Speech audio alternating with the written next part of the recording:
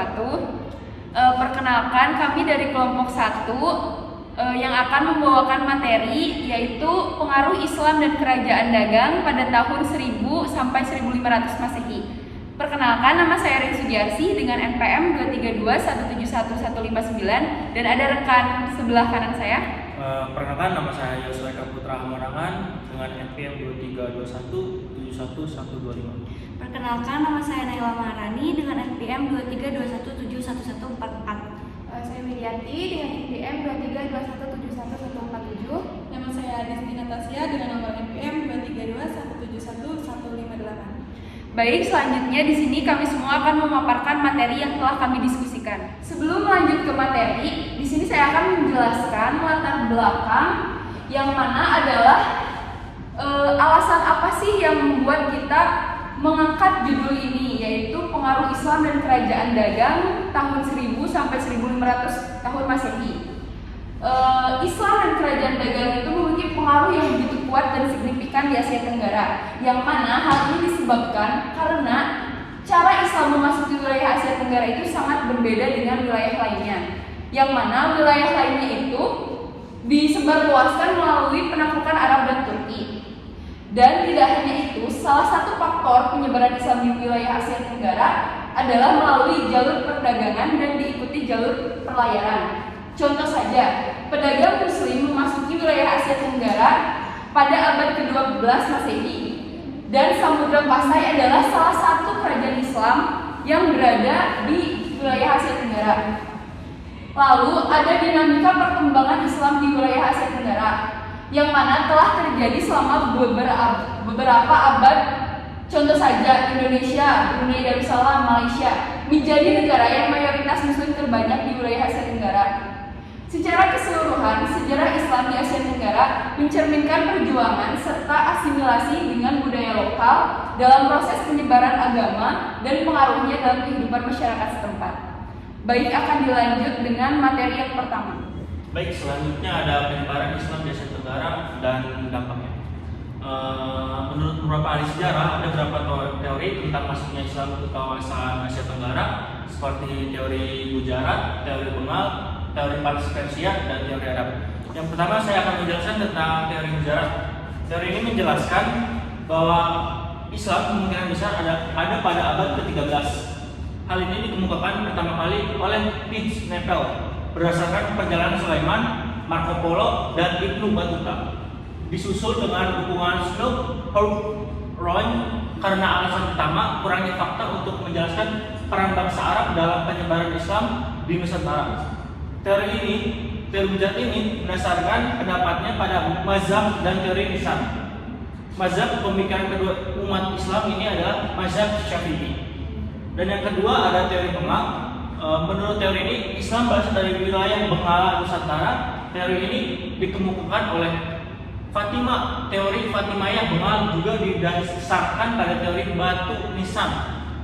Menurut Fatim, desain dan bentuk batu nisan Raja Pasai Malik al-Shalib sangat berbeda dengan batu nisan yang ditemukan di Gujarat. Dan yang ketiga ada teori Persia. Teori ini juga didasarkan pada teori sekolah. Sumatera dan Jawa tercatat memiliki pesantren yang membuat musik Syiah. Satu dari Siraj dan satu lagi dari Isfahan. Teori ini digagas oleh Hussein Jajadiningrat dari Indonesia bahwa Islam yang masuk ke Indonesia berasal dari Iran pada abad ke-7 Masehi. Teori ini memfokuskan tujuannya pada aspek sosial budaya masyarakat Islam Indonesia yang mempunyai kemiripan dengan bahasa Persia. Hamka menolak teori tersebut dengan alasan Islam datang pada abad ke-7 Masehi yang pada saat itu diperintahkan oleh Khalifah Bani Umayyah, sedangkan Persia belum mengambil alih kepemimpinan dunia Islam. Baik, tadi itu dijelaskan ya, ada teori Gujarat dan Persia yang mana dijelaskan oleh rekan saya yaitu Yosua Eka Putra. Di sini saya akan menjelaskan teori Arab. Teori Arab ini dikembangkan oleh John Crawford, didukung oleh Syekh Muhammad Naqvi atas yang menunjukkan pada bukti berlanjutnya perdagangan dengan catatan Tiongkok yang menyatakan bahwa orang Arab dan Persia itu sudah berada di Kanton sebelum tahun 300 Masehi. Pedagang Arab bisa menguasai laut dari pelabuhan dan dari Alexandria hingga Tiongkok. Orang-orang Arab ini berdagang di wilayah tersebut, terutama setelah kebangkitan Islam pada abad ke-7 Masehi. Tidak hanya itu, ditemukan juga perkampungan Islam Tasih di Sumatera Utara pada tahun 650 Masehi, yang mana di dalamnya itu terdapat dokumen Tionghoa dan Syekh Arab yang membuat raja-raja Melayu masuk Islam, seperti hikayat raja-raja Pasai, keturunan Sufi yang berhasil mengislamkan Merah Silu, dan Raja Patanipaya Tunampa yang Syekh Said masuk Islam. Dan adapun beberapa dampak penyebaran Islam di Asia Tenggara dapat kita lihat dari berbagai aspek, yakni ada aspek budaya, aspek sosial, dan aspek politik. Baik, untuk yang pertama yaitu aspek kebudayaan. Adat dan tata krama yang dikembangkan dalam kebudayaan Islam dapat berupa ucapan salam, tahlilan, syukuran, yasinan, dan yang lainnya. Dan dari segi-segi ini banyak sekali seni musik seperti qasidah, rebana, marawi, barzanji, dan sholawat. Baik, yang kedua yakni ada aspek sosial. Ajaran Islam tidak menerapkan sistem kasta seperti agama Hindu, yang mana ada kesenjangan antara kasta satu dan kasta yang lainnya. Dan tidak hanya itu, pemerintahan Hindu Buddha juga mulai runtuh dan perannya digantikan oleh pemerintahan Islam. Dalam sistem ini, pemerintah seorang raja disebut sultan atau sunan. Nama raja juga diadaptasi dari nama Islam. Kemudian ada pendirian Kesultanan Islam. Yang pertama yaitu Kesultanan Islam Aceh Darussalam. Masa kejayaan Kesultanan Aceh Darussalam terjadi pada masa Sultan Iskandar Muda yang setelah wafat dia digelari marhum mahkota. Bahkan pada masa pemerintahannya Aceh Darussalam mencapai puncak kejayaan. Kehidupan rakyatnya makmur dan pemerintahannya maju. Iskandar Muda memperluas wilayah kekuasaannya ke arah selatan dan memperoleh kemajuan ekonomi melalui sistem monopoli perdagangan di pesisir Sumatera Barat sampai Indrapura. Selanjutnya, Kesultanan Aceh Darussalam menjadikan Pariaman sebagai bandar terpenting untuk perdagangan nada di pesisir Sumatera Barat. Lalu kemudian ada masa perkembangan Kesultanan Aceh Darussalam. Pada tahun 1521 Masehi, Kesultanan Aceh diserang oleh armada Portugis di bawah pimpinan Jorge de Brito, tetapi Sultan Ali Muhyad Shah dapat mengalahkan Portugis. Masa kejayaan Kesultanan Aceh Darussalam terjadi pada masa Sultan Iskandar Muda yang setelah wafat dia digelari marhum mahkota. Bahkan pada masa pemerintahannya Aceh Darussalam mencapai puncak kejayaan, kehidupan rakyatnya makmur dan pemerintahannya maju. Lalu kemudian interaksi antara Kesultanan Islam dan komunitas agama dan budaya lainnya. Sepanjang sejarah, interaksi antara Sultan Muslim dengan komunitas agama dan budaya lainnya bervariasi sesuai dengan konteks politik, sosial, dan budaya masing-masing daerah. Materi interaksi dapat berisi sejumlah aspek. Yang pertama, perdagangan, dan yang kedua, kehidupan perkotaan, yang ketiga, politik, yang keempat, pernikahan dan persahabatan, kelima, pembelajaran dan kecerdasan, dan keenam, konflik dan toleransi.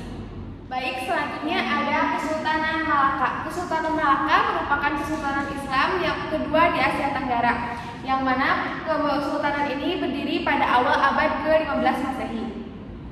Kerajaan Malaka berkembang dengan sangat signifikan, bahkan dapat mengambil alih domisi pelayaran dan perdagangan dari kerajaan Samudra Pasar yang kalah bersaing. Sejauh menyangkut penyebaran Islam di tanah Melayu, peranan Kesultanan Malaka sama sekali tidak dapat diabaikan dalam proses Islamisasi, karena konversi Melayu terjadi terutama selama periode Kesultanan Malaka pada abad ke-15, yang mana Selat Malaka merupakan sebuah selat yang terletak di pesisir barat Semenanjung Melayu dan Pulau Sumatera. Selat Malaka ini digunakan sebagai jalur perdagangan laut pada abad ke-1 Masehi. Selanjutnya ada Musim Mororo di Mindao, Filipina. Silsilah perjuangan kelangsungan hidup bangsa Moro dapat dilihat sejak awal infiltrasi atau kedatangan agama Islam di Filipina pada tahun 1210 Masehi, yang mana bertepatan dengan awal abad ke-13 Masehi, yang mana dibawa oleh para saudagar Arab dan orang-orang Arab yang berasal dari Indonesia dan Malaysia. Setelah itu berdirilah Kesultanan Islam yang merupakan pemerintahan dan kedaulatan antara lain Kesultanan Sulu, Kesultanan Mindau, juga yang mana Muslim dari masyarakat ini menyebutnya ada adat Mindau seperti Tedurai, Manobo, Belaan, Higaunon, Subanen, dan lainnya. Selain itu, terdapat juga populasi Muslim di Lujon dan Bisaya, yang mana meski dalam jumlah kecil, umat Islam yang tinggal di Mindau ini kemudian membuat sejarah panjang peperangan antara Spanyol dan Islam dengan disebut Perang Moro. Sekian, terima kasih. Selanjutnya akan dijelaskan oleh rekan saya. Oke, selanjutnya ada interaksi antara Kesultanan Islam dan komunitas agama dan budaya lainnya. Sepanjang sejarah, interaksi antara Sultan Muslim dengan komunitas agama dan budaya lainnya bervariasi sesuai dengan konteks politik, sosial, budaya, dan masing-masing daerahnya. Dan di sini ada materi interaktif dapat berisi sejumlah aspek, yaitu yang pertama ada perdagangan. Kesultanan Muslim sering berinteraksi dengan komunitas agama dan budaya lain di sepanjang jalur perdagangannya. Hal ini menciptakan pertukaran budaya, ide dan barang antara berbagai kelompok. Dan yang kedua ada kehidupan perkotaan. Kota-kota yang menjadi pusat Kesultanan Islam seringkali menjadi tempat di mana berbagai komunitas berinteraksi secara langsung. Hal ini menciptakan peluang pertukaran budaya dan kegiatan ekonomi dengan kelompok agama dan budaya yang berbeda. Dan yang ketiga adalah politik. Hubungan politik antara Sultan Muslim dan komunitas agama lain bisa sangat berbeda. Ada kasus di mana Sultan Muslim memperlakukan komunitas minoritas dengan toleransi dan mengakui hak-hak mereka. Sementara ada juga kasus yang di mana Sultan Muslim menindas komunitas minoritas. Dan yang keempat adalah pernikahan dan persahabatan. Pernikahan dan persahabatan antara anggota Kesultanan Islam dengan anggota komunitas agama dan budaya lain dapat menjadi cara kedua kelompok untuk saling memahami dan mempererat hubungan. Yang kelima ada pembelajaran dan kecerdasan. Pusat kerajaan Islam seringkali menjadi tempat berkembangnya ilmu pengetahuan, seni dan budaya. Komunitas agama dan budaya lain dapat berpartisipasi dalam pertukaran spiritual dan budaya di lingkungan ini. Dan yang keenam ada konflik dan toleransi. Interaksi antara Sultan Muslim dan komunitas agama lain juga dapat melibatkan konflik dan toleransi. Ada tergantung pada situasi politik dan sosial, ada juga peluang terjadinya politik dan peluang untuk mempraktikkan toleransi dan kerukunan antar agama. Masalah interaksi antara Kesultanan Islam dan komunitas agama dan budaya lainnya seringkali rumit dan penuh nuansa, dan perbedaannya sangat besar. Kajian ini dapat memberikan pemahaman yang lebih baik mengenai sejarah dan dinamika hubungan antara budaya masa lalu. Sekian, dan selanjutnya akan dijelaskan oleh rekan saya. Baik, di sini saya akan menyimpulkan dari keseluruhan materi yang telah kami buat dan diskusikan. Bahwasannya interaksi antara pedagang, Gujarat, Persia, dan Arab dengan masyarakat Indonesia itu menimbulkan terbentuknya perdagangan nasional antar pulau di Indonesia, yang mana masuknya Islam di Indonesia itu pada abad pertengahan dan membawa pengaruh besar di Asia Tenggara, khususnya di Indonesia ini. Dan akibat dari perdagangan internasional itu berdampak timbulnya interaksi etnis antar negara-negara luar di Indonesia dan berdampak juga pada bidang sosial, budaya, dan agama. Baik, sekian dari presentasi kami dan pemaparan materi dari kami. Mohon maaf bila ada salah kata. Wabillahi taufiq wal hidayah. Wassalamualaikum warahmatullahi wabarakatuh.